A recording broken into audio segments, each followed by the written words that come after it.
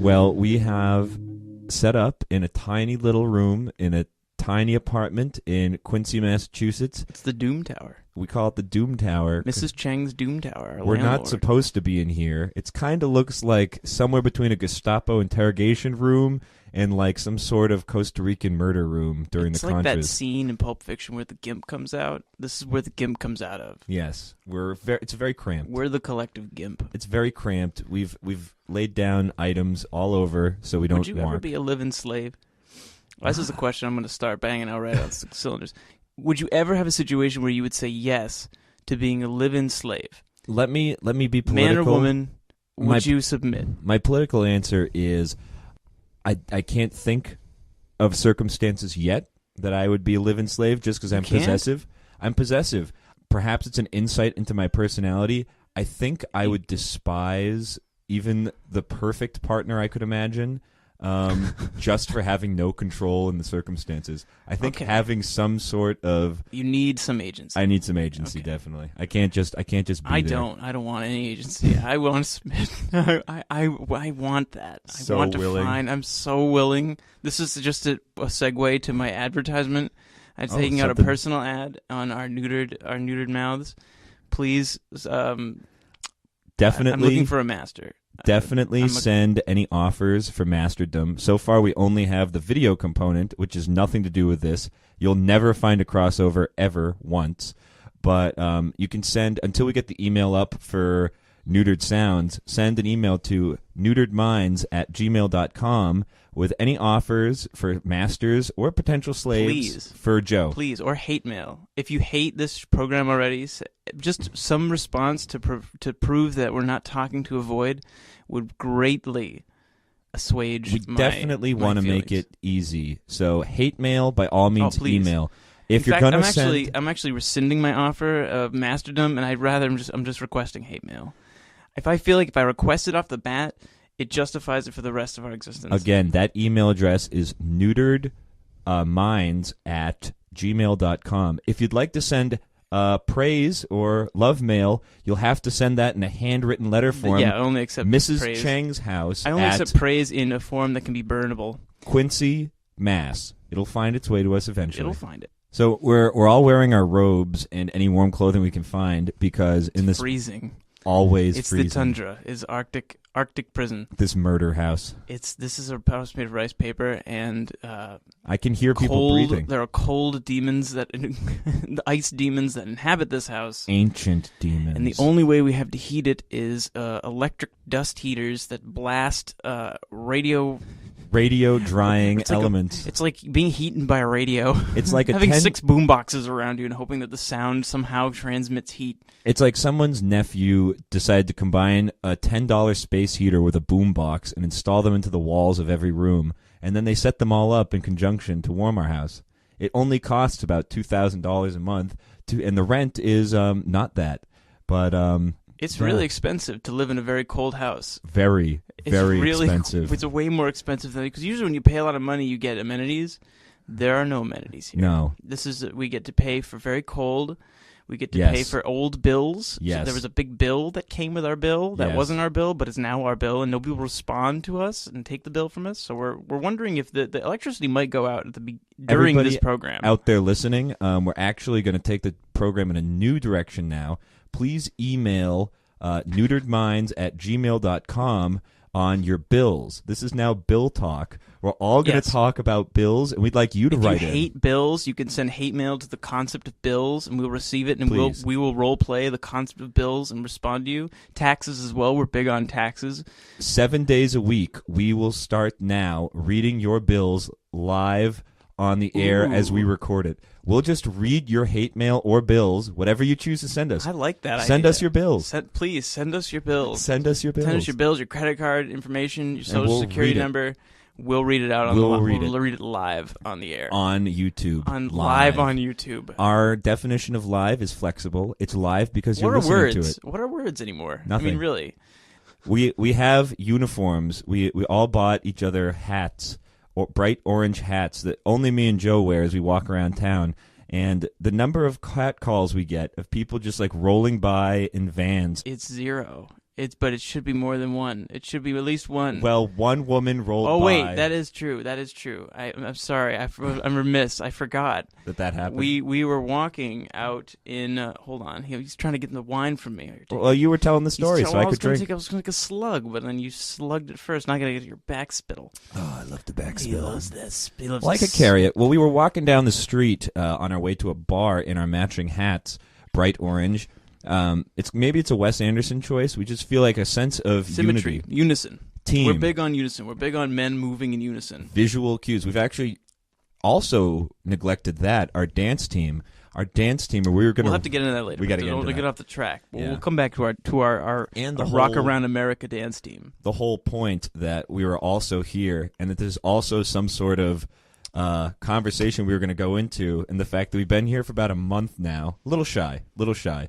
We started renting this place at the 1st of February with a rock and roll conglomerate of everybody who happened to be on hand. Yep. And basically just whoever jumped into the boat, no questions off asked. The ship, whoever survived the sinking can make it to land. That's the team. Welcome. That's a crack team. You're a member of crack Not team. so much of an A team as a crack team, a crack house. It's very much like a halfway house. It's really when you think about it, everybody except for one of our roommates is just in the most dire of straits, just really not at a good place in their life at all. Yes. And hopefully this. That's including us. We're definitely. That's what I mean. That's But I gotta be self-deprecating on the air. Neither me nor Joe were in a position to come down in the month of February. So I was living at my uncle's house, and Joe was finishing up some things with a job, and neither of us lived in this place for about a month. Paid for it, didn't live. But and now we finally come down I love, March. As an aside, I love to pay for things I don't use. Oh, me too. I love it. It just nothing makes me feel like more of a rich white always man to take pay out for things. I take out credit cards and then I just throw them out the window. Right. I sign up. I buy an iPod. I throw smash it with a sledgehammer. I throw it in the sewer. I don't even hope care. someone finds the credit card, ranks up expenses, and then I'll pay them. I wipe myself with my clothes, nice blazers that I have. Throw them in the trash. Oh yeah. I've never done laundry. I buy a pair of clothes, I wear it, and throw it out. Why would you throw it out? It's like eating leftovers. Gross. Why would you? Meanwhile, we've been living on rice and beans and chicken for the past couple weeks. That's what you've been living on. I actually like a civilized person because I know how to cook more than one thing. I know how to cook rice and beans and chicken, and you cook it very well. It always looks like a good burrito. It's getting better. But I don't think it's too off track. Yeah, because the original story was that we were walking, screaming women in vans down the street just to check out a bar, and in our matching hats, crossing the street at a red light. And while we were scooting, there was this lovely blonde woman in a passenger seat who just, I'm sure she saw our hats and our little gates. I didn't even see her. I think so. I mean, she sounded blonde. That might have been a weave. It might have been a blonde weave, but she screamed out, "Gay! Gay! Gay!" As we, it was kind of like as they were turning away, but I could see a face peering out of the side of the passenger window, looking at us, screaming "gay." So that all evidence points to them. All points to, and this isn't something that is I filed a complaint with the Southern first time Poverty it's ever Law happened. Center. I've been drive-by gayed before. Oh yeah, as children. As children, we were riding bikes, and not to repeat the epithet, but we were called much worse. For some reason, people see us in public and just want to shout out that we're gay, and they either think it's very important to inform us and that we don't know, and in which case, thank you would be in order. It could be celebratory. Why did they ride away so fast? We need to thank them. Thank you. Oh my God, I didn't realize. I know. I would have thrown money at them. God. Like I said, I love paying for things. You saved me years of identity crisis and like painful just coming to know, out. Thank you. Just insecurity. It's like that one kid in high school. He just he's in the theater. Just like budding breasts, he likes to tap dance, but he just keeps insisting that he has a girlfriend. So I mean, I think that's what it is with us. Everybody can tell. It's just a shame that they don't get their proper thanks because it just weighed off my shoulders. Really, eagle eye, very good character judgment. I definitely rely on the things that are shouted at me in the streets to inform myself. I never feel the need to shout things out loudly at people that I don't know. I never feel. Oh, I do all the time. I definitely. What do you shout? Overweight. You shout overweight. Short. Narrow eyes, wide eyes, wedged chin, nose looks artificial. Widow's peak, wide hips, narrow hips. That's good. People need to know their flaws.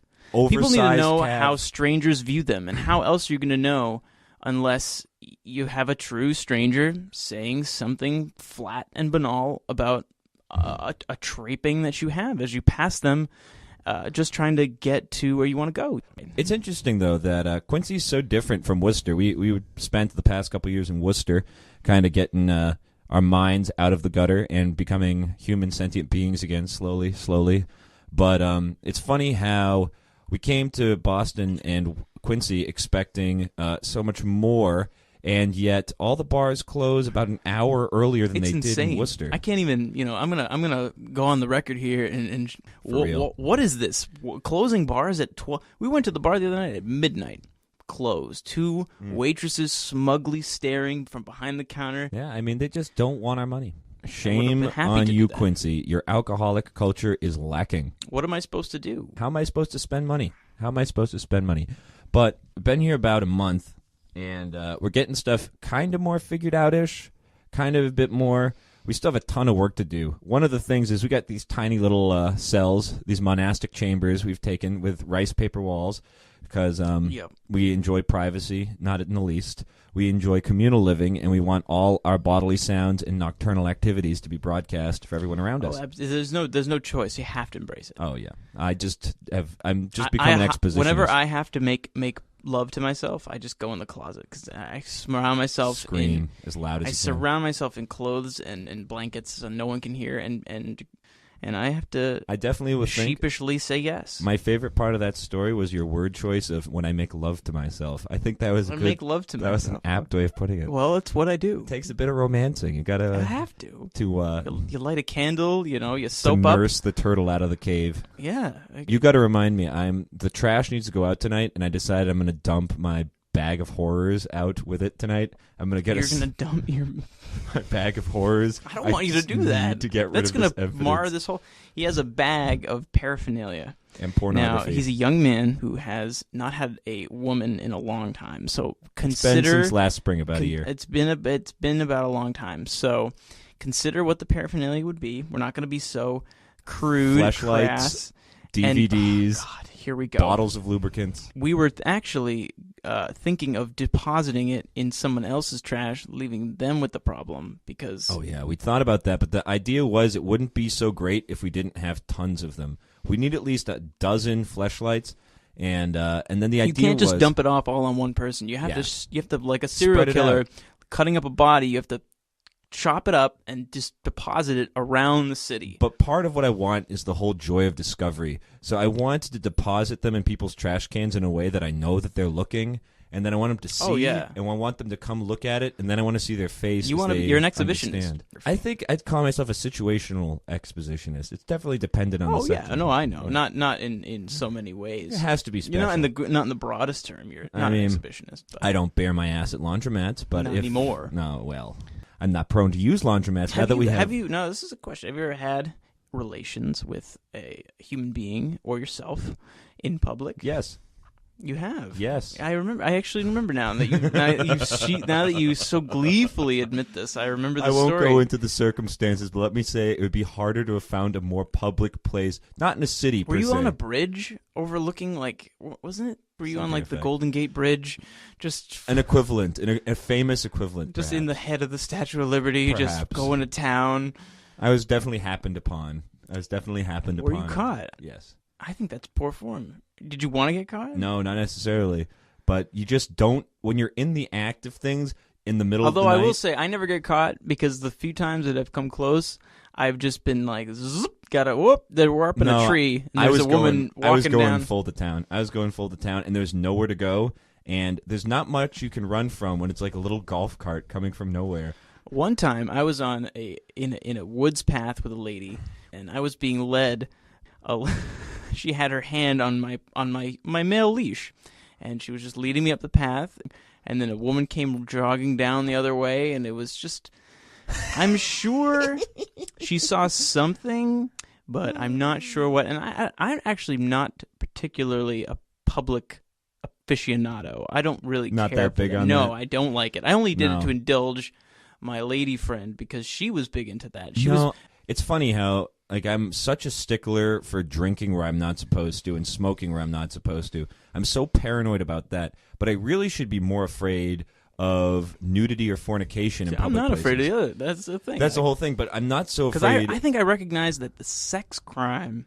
Oh yeah, you're labeled a public offender. You're forever. Yeah. That's you're like the scarlet letter. yeah. Man. Oh yeah, you're a public sex criminal. But drinking or smoking pot or shooting H in the middle of the street, in the middle of the freeway, the highway and traffic, blowing a couple lines of ketamine and getting in a K-hole down. Those things are just matters of course. That stuff is just like, what are they gonna do? Just laugh you off and flick a wrist? Oh, and you silly these gooses! scamps. Get out of here! Get out of here, You you! Go ragamuffins. sleep it off. Oh, you nutballs! Oh, that stuff's a no-brainer. But the sex stuff, I don't like that. I never do. I definitely feel like there's so many things that I don't think about at all in that regard that my immediate future it puts in jeopardy, and I should probably do more thinking on that. I just take for granted that it's just like, oh well, what are you gonna do? That's true. I mean, I just take that for granted. I have been caught in public by the police, as you know, in a car in a parking lot with a lady, and I was only saved by the grace of God of her goodwill when the officer had asked her, "Do you want to be here?" That was all he was concerned with, and she had said, "Yes, of course." And always love the detail of this is a particularly firebrand of a woman who then afterwards was delightfully in glee and almost disappointed. At the prospect that she could have sent me away. Just at the power she had in that moment to be like, he said, if I wanted to be here, all I had to say was no, and you'd be in jail right now. And I had that chance to spite you in such a profound way. Is just she didn't even like stretch it out for a minute. Just like the fear and this of wasn't coming from a place of vindictiveness. Oh, no, this was not coming at all. from a place simply of appreciating impish joy. Yeah, exactly. And knowing that it's like George Costanza. Just like if you could put George Costanza behind bars for publicly exposing himself, you would, because it'd be funny. Because George Costanza belongs. Or if, like, say you were in a behind bars for publicly a gas station toilet, and he was defecating, but was really constipated, and so much that it was painful, and you had the laxatives in your hand, and he's just sitting there sweating, and it's been hours now, and he's just kind of crying on the toilet, and you have the laxatives, and you just keep mocking him from behind the door that you barricaded. And like she could have not given me the laxative. She could have just pitched him right out the window and left, but she gave me the laxative. In that moment, she helped. Do. Exactly. And hey, kudos. As we're creeping in on the subject matter, because it's impossible to creep into anything direct. We have to take it in slow spirals as we come closer and closer to the kill. But yeah, man, Quincy is nuts. We're building a factory. We performed rituals to consecrate. We did actually. We drank a disgusting. We got to set up the scene. We got to set up the scene. So we have this basement that we've started to convert into a sort of factory we're going to build so we can make movies, record radio down there, music, hopefully have futons for fornications down there. Yeah, little parties for like Eyes Wide Shut, have people come in with masks on. But more of like real cabal. Like a carny version of Eyes Wide Shut, because it's not like we have means. We don't have attractive friends. Oh, no. And or powerful friends. It's really going to be just whoever shows up to the Craigslist ad. The Coke we'll offer everybody is powdered sugar and rat poison. It's pop. It's cola. There we go. Coke provided. There we go. So anyway, we've set up this area. We've blotted out all the windows so those horrible crab-like neighbors, those crustacean fiends that live all around us, will stay out and not steal all our shit and gear. But we turned all the lights out, and we put on our wizard robes, and we put on our hats, put on our wizard hats.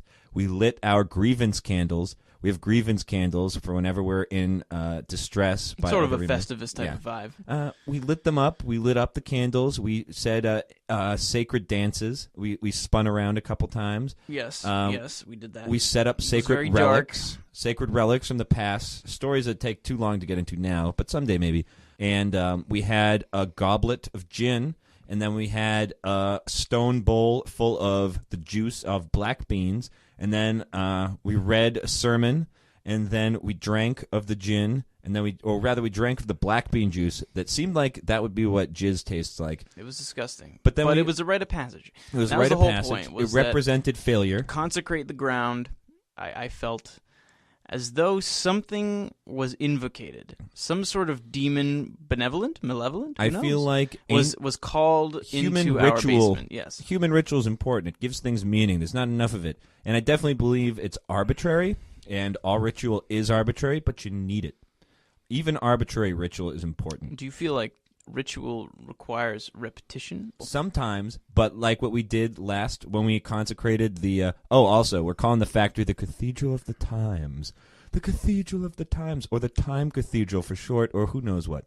Either way, no, actually, you know what? Because that was just a one and go. That was just like a one and go consecration. Just a one-time baptism. I feel like there's times when repetition gives things power, and then I think there's time when it's only once. When isolation one time. Only once. Gives something a special moment. Yeah, I agree. I mean, it's like if somebody got baptized every year their entire life, you'd just be like, "Oh Jesus, oh God, fuck here we this go shit." again. Yeah, it has no. It's like this another bloodletting. But then there's slave. Some things that give you comfort. I think it's more depending.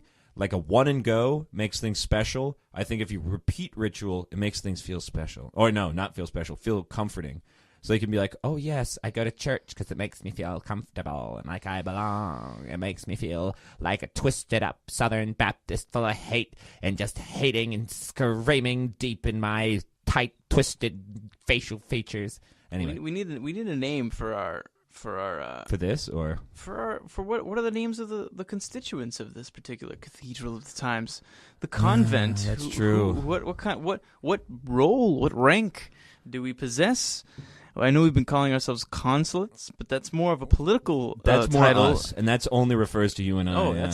there's nothing holy about that title. I think we need archbishops, monks, or archbishops, or popes. Popes, something. Yes, dual popes. You never see dual popes anymore. There used or to at be all. in the medieval age. Yeah, like the pope and the anti-pope. Those are great. The schism popes. Oh yeah, those are great popes. You gotta have more. I think if religion was more like the WWF, oh my that God. would if they gotta drum up some drama to get the public interested. I feel like first of all, if I were to redo like let's say Catholicism into the WWF, first thing they are limiting themselves to this one God bullshit. They need to have like a 50th God, like a world championship God. Yeah, because there's no competition. You can't just have Vince McMahon sitting in boring. a chair. Oh, God's God again. Who am I going to pray to? I already know. Why even tune in? God has the belt again this week. Who challenged him? No one. No one's going to beat Stone Cold, so why even watch? I mean, yeah, it was cool for a little while, but I'm sick of this God meme. You got to have drama. And Lucifer, people don't really get behind him anymore. He had a time where there was like that whole thing with the Jinko jeans and the Satanists. If you had to choose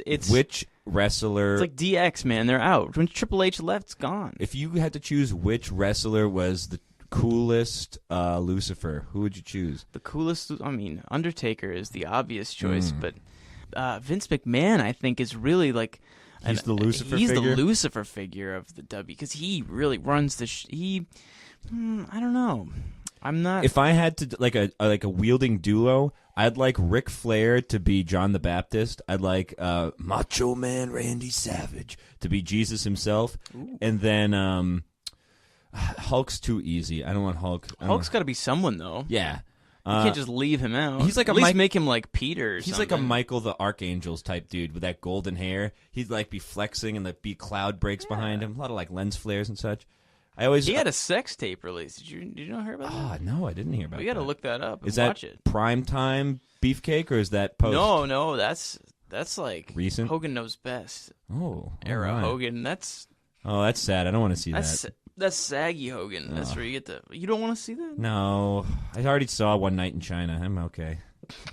I'm okay with disappointment. I'm okay with waning steroid bodies. I'm I'm okay with saggy skin. I have enough. God, he must look like a leather handbag, just all over.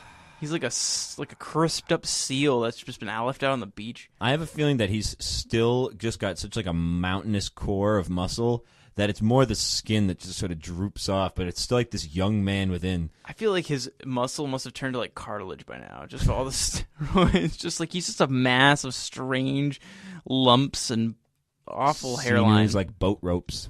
What a sad thing to go bald. As I'm going bald myself, let me just lament on it. I was just connecting with Hogan. We're just fellow men of the waning hair. Two men of similar caliber. That's where that's my intersectionality with Hulk Hogan. Is we're both balding. I was gonna say his hair now is kind of more like a Larry-ish a little. No, he just has that like fried little pan head. It just sort of shoots out like a bowling ball.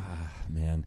Well, at least I think I respect him so much more than other guys, like that Bret Michaels dude and his like weaves that he puts on, man. I think he's Bret Michaels. Which one's that? The Rock of Love guy from a decade ago. I'm trying to think. Poison, I think. Pour some cherry pie. I thought we were in the wrestling world. No. Crossed over into Poison hard rock. I don't think it's Poison. I think it's Poison. Clearly, I don't know 80s that well. Now, but we built this factory in the basement. How's that for a segue? Terrible. I know. So we built this factory in the basement under the idea that we'd be doing a lot of work, but it's definitely been about a month, and here we are, and we're excited that this is the first thing we're recording tangibly hard. That's great. I mean, both of us have... We're getting all our narcissism out of the way. Yeah. We're just telling you all about our little factories and our little robes. Oh, but what do they care? They don't care at all. They don't care about us. Listen to this. No one's going to send us any hate mail. No. If I don't get one piece of hate mail for this, I'm really going to be sorely disappointed. If you've listened 30 minutes and you don't have the gumption to just write me a fuck you, then fuck you, man. That's what I say. Dude, you got to appreciate our fans. I mean the algorithms. The web crawling algorithms. The Google Earth CIA members who are watching us, trying to figure out if we're going to be the next Unabombers. Over the course of this entire catalog, I'm sure we'll have dropped enough words in sequence that'll get flagged by the auto-detect programs. You have released enough words in sequence that suggest you may be a serial killer. You are going to be monitored, and your purchases will be kept track of by Google botnets. That's interesting, though. I read a thing today that the FBI just released a statement that they admit that all motorcycle owners since some decades ago have all been added automatically by virtue of purchasing motorcycles to a potential gang members list that they keep for motorcycle gangs. That's a hunk of crap. But if they don't do anything with that list, is there really a problem? Is there something so scary about being on a list? If you collect all the hair droppings of a girl you're stalking, but don't do anything with it. You just make a hair doll. You don't tell anyone about it. Is it really a problem? Exactly. I mean, she threw them away anyway. They were just gonna get swept up into like a dust ball somewhere. Pleasuring yourself to hair memories. You're just taking something, making something out of nothing. If you're just standing at a window with the no harm, no foul, no victimless crime.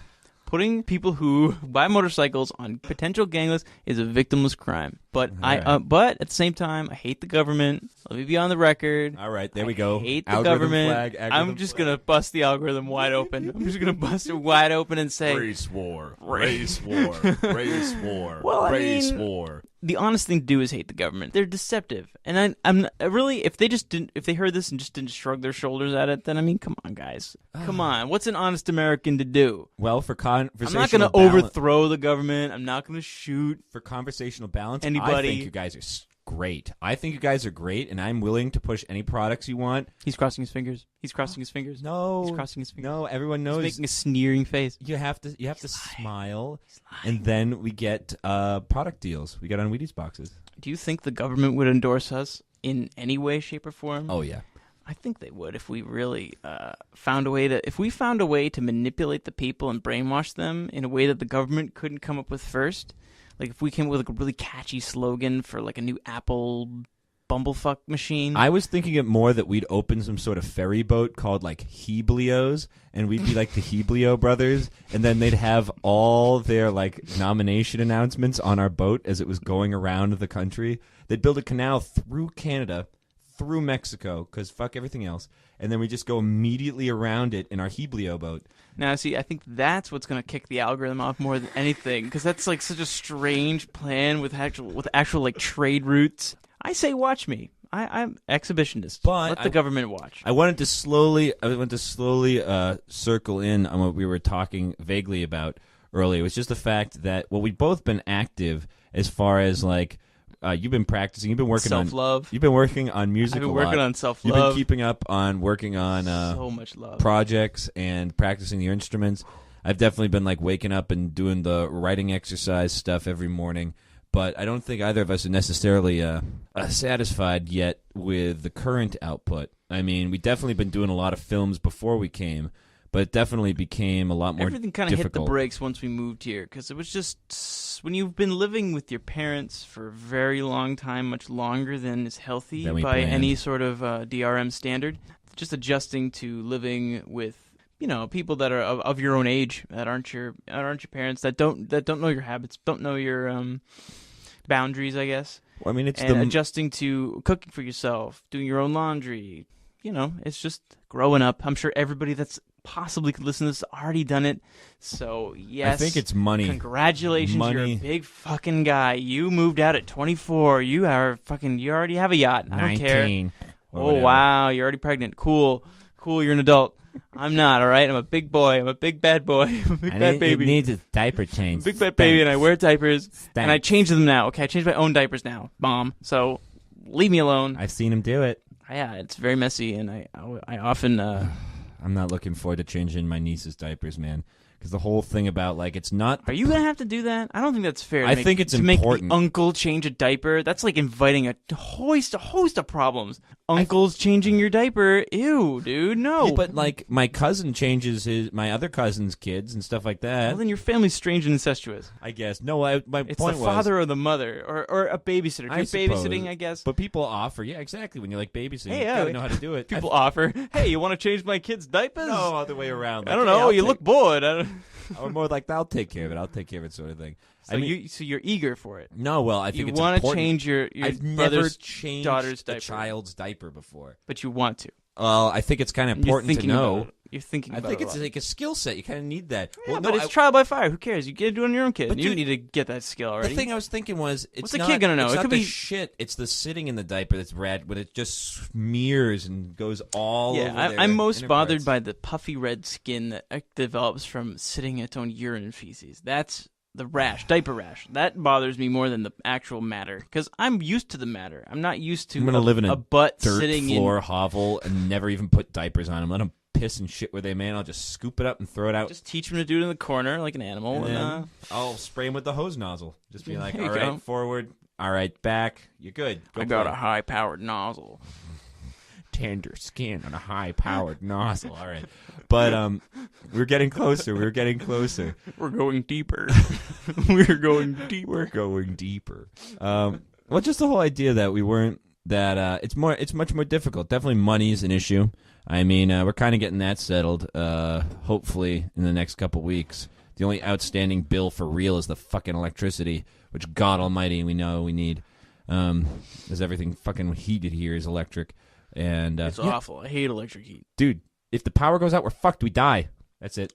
Yeah, I know. Freeze death. Pile blankets. I'll go to the library. Yeah, true. I'll just live there. All the homeless fuckers do it. We can, too. Yeah. I don't mean that. Go to the Starbucks. He's anti-homeless. You are not anti-homeless. I know. I'm their biggest fan. But you bought all their albums. I did. I have them all on my wall. I hang up the LPs after I'm done with them, just so I can look at them.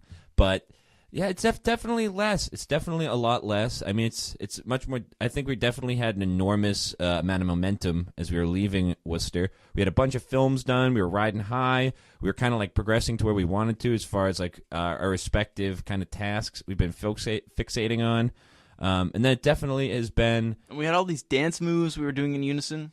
Really? I'm not even kidding. Oh, yeah, we definitely did have that. We had dance moves that we were doing in unison. We were working on our dance troupe because we felt it was important for men to move in unison in public spaces. Just to be able to do it on a whim. Whenever you need it for a gag. Nobody expects two men to just bust out and start really a good move, like an intricate move with choreography. But it's just transition. Disparate that you can do at any point. It's you need at least 3 enormously complicated solid moves that you can string together. Oh yeah. It's the continuity of it all that just carries so heavy. And just being able to tap in instantly is really delicious. Exactly. Absolutely delicious. I had a conversation with my friend Frank out in Seattle, and he definitely did the whole bindle stick move of just kind of, I'm leaving the East Coast. I've had it. I'm going to follow my dreams in California. Good for him. I mean, good for him. Yeah, exactly. Follow that whim. I mean, he followed a couple bands out to the coast, went to all these concerts, and then kind of crashed in California, found some farm work, did a bunch of jobs, kind of moved up and down the coast. His definite statement was that it's not enough at the end of the day just to go someplace. I mean, all your fucking personal problems are right there. Because you follow whim and you're subject to the whim. Well, I mean, you're the whims of the whim. When you're like running with the wind and that sort of thing, you're just covered in novelty. You're covered in novelty. But whenever you stop, because no one has enough money to just run forever, normal people don't have enough energy. Money. Yeah, one or the other wears out. Sometimes it's just hard to continue that kind of lifestyle because you eventually burn out or die. Burn out, and you got to think like overdose. This life of constant flux is hard to maintain mentally and emotionally, and it's nothing familiar, nothing dependable, no one you really get to know. You're just kind of moving all the time. We just went from like supporting Frank's Choice hardcore to like slamming it hard. Well, no. Well, I mean, the whole thing was. I think. Well, no, I know. There's just there's good things about it, and there's tricky caveats that come with it as well. That was the whole thing. My thought about like how that relates to our move here.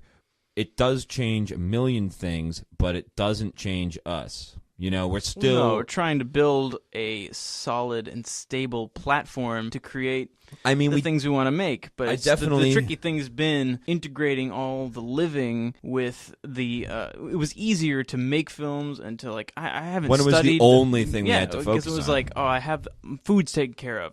All I have to do is go to work, come home, and I can work on music all night. Go out, get drunk at night, whatever we want to do. I have very few distractions.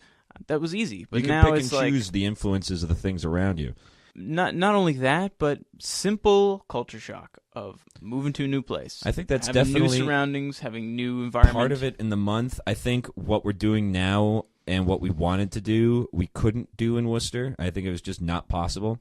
I think moving in, I think there's definite benefits to where we are.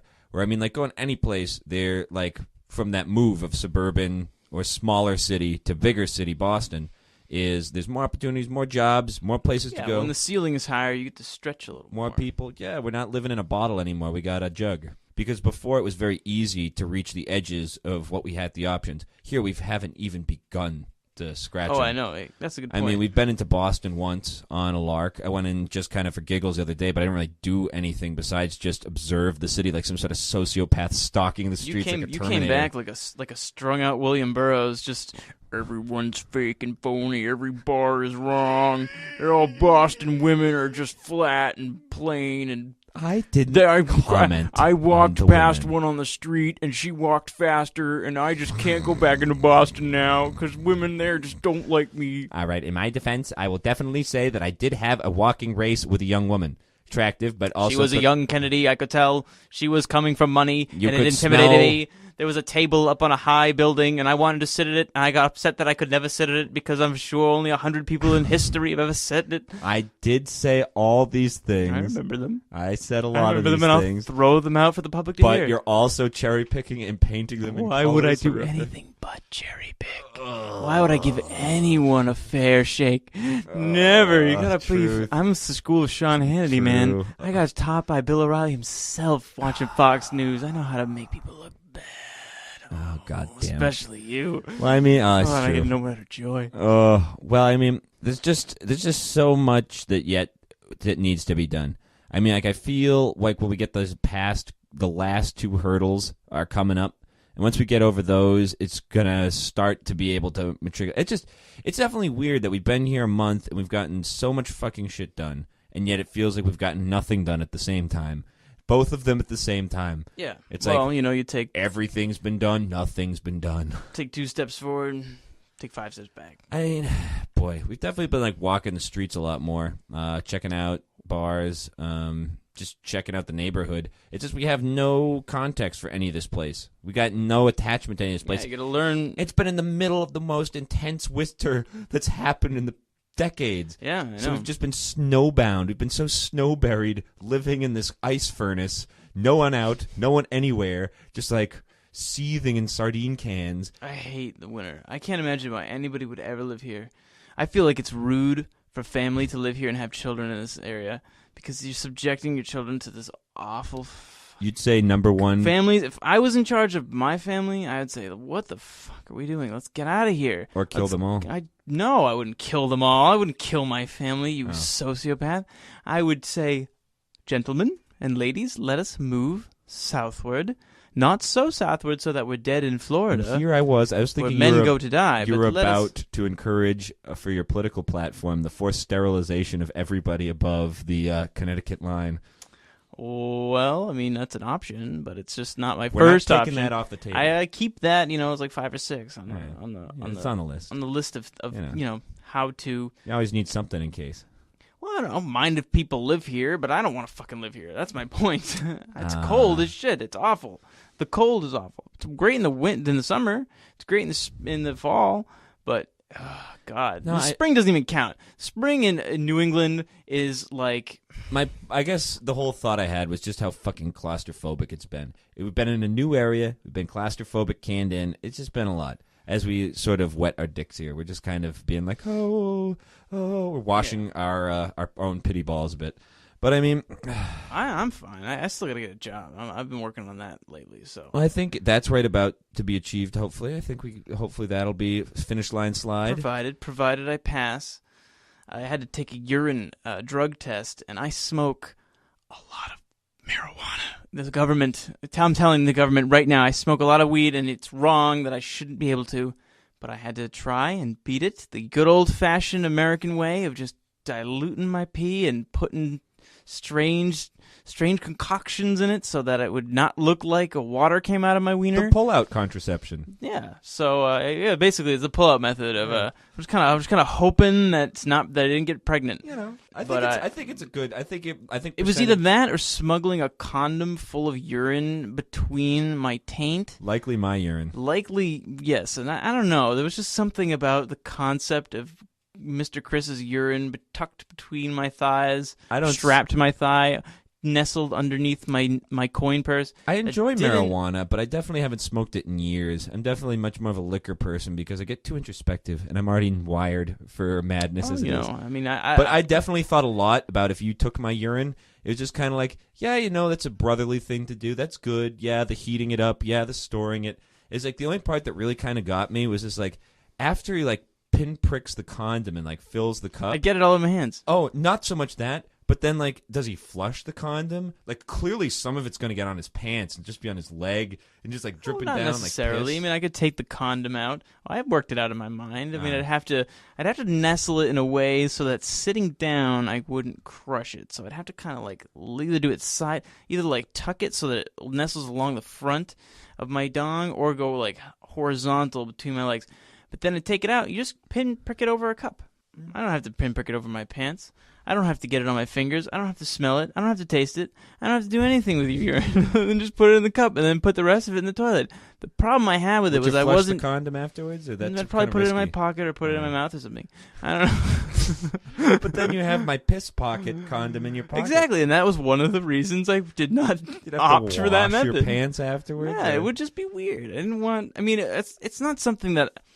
What if I had reeky I was more bothered by how bothered I thought you would be by it than I was by how I would be bothered by it. Because I'll do anything. I'm a rat. I just gotta get off the ship, man. I just want to survive.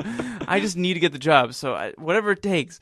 But I didn't want. I was vaguely weirded out by the concept of it because I am so paranoid that they'd be like, "Wait, this is clearly not your urine. Quick, we gotta find. We gotta find the owner of this urine. Quick, check the algorithms. Check the algorithms. He's in this show called Neutered Mind. Oh, it must be this guy." I was thinking more the triangulate. Where does he live? The translator. How likely is the urine belonging to these people? Well, he's a former drug addict, and this one's been clean, so it's probably his. No.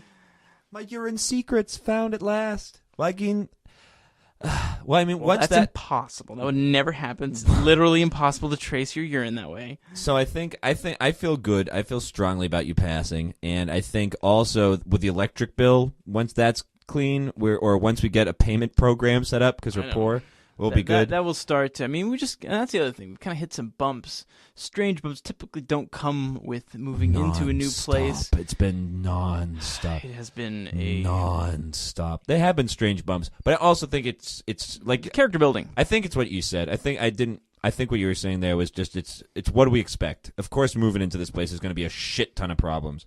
Right. So I mean, it's kind of par for course. And part of it is that we've kind of this like we don't have this house unity of everybody chipping in to fix the problems. It's kind of this, yeah, someone will fix it. But it's a ship hold full of knives. When everybody's saying that, there's got to be someone that fixes it. And I think that you and I both know that, well, somebody's got to do it, and if nobody's going to do it, then we got to kind of take the reins and try to figure it out. Better done than fucking passive aggressively everybody else is sitting kind of there just rotting. passing the buck on it. So, and not to anybody, it's one of those things where I wish somebody was just coming in and being like, yeah, I'll take care of it. Okay, great. I don't have to worry about it. Absolutely perfect. I'll do everything else but that. I'll do everything but think about it. Please, just take my money. Just take my money. Do you know my body? Who cares?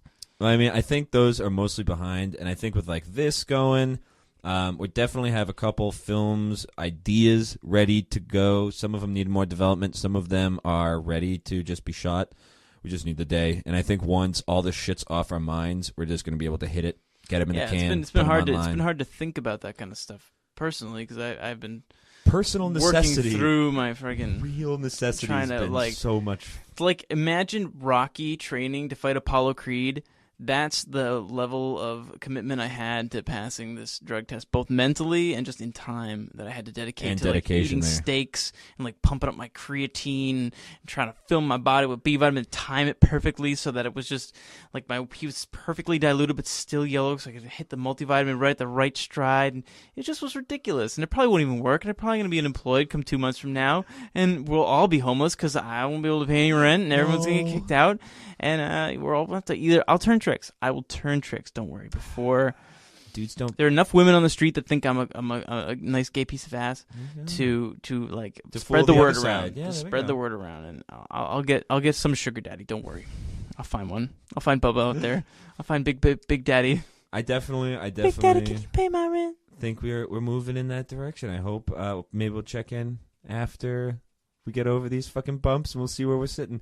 Or if not, we'll be talking about some other shit. Anyway, hey, peace. Hey, this was a good first episode of this. What are we calling this thing? No name yet. We'll figure it out eventually. No name yet? God, let's have a name for now. We got the name for the channel. So we can. Yeah, was that name for the channel or this? How about It's the brand. We got to get it copyrighted too. What's a pretentious, awful name that we could really laugh at a week from now? Men of Station. Signing out.